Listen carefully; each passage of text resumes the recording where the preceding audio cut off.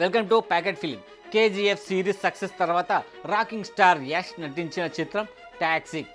Mass ఎలిమేషన్స్తో action థ్రిల్లర్గా రూపొందుతున్న ఈ చిత్రానికి గీతూ మోహన్ దాస్ దర్శకత్వం వహించారు. KVS production monster mind creations banner పై ఈ సినిమాని నిర్మిస్తున్నారు.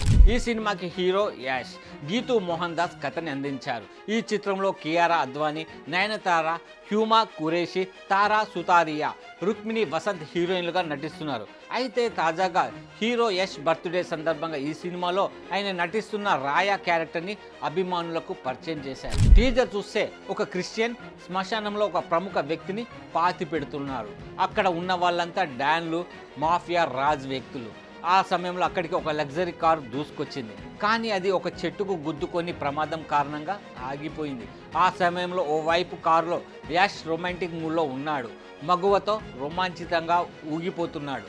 ఈ టీజర్పై స్పందించారు డైరెక్టర్ రామ్ గోపాల్ వర్మ. టీజర్లో బ్లాస్ట్ సమయంలో కారు మూమెంట్ వల్ల ఒక బాంబు ట్రిగ్గర్ అయి అనుకోకుండా విలన్లు పేలిపోయే సీన్ ఆర్జీవికి బాగా నచ్చిందంట. శ్మశానంలో విధ్వంసాన్ని గీతూ ఎంతో స్టైలిష్గా, కన్విన్స్గా చూపించిన తీరు ఆకర్షించింది. యాష్ టాక్సిక్ టీజర్ చూశాక గీతూ మహిళ సాధికారతకు ప్రతీక అనడంలో సందేహం లేదు. ఏ మగ దర్శకుడు ఆమెకు సాటి రారు. ఈ సీన్లను గీతూ తీసిందంటే నమ్మశక్యంగా లేదు అని రామ్ గోపాల్ వర్మ ట్వీట్ చేశాడు. టాక్సిక్ సినిమా టీజర్ అద్భుతంగా ఉంది. చాలా సీన్లు ఇండియన్ సినిమా స్థాయిని మించి ఉన్నాయని ప్రేక్షకుల నుంచి అభిప్రాయాలు వస్తున్నాయి. గీతూ దర్శకత్వంపై ప్రశంసలు వెల్లువెత్తుతున్నాయి.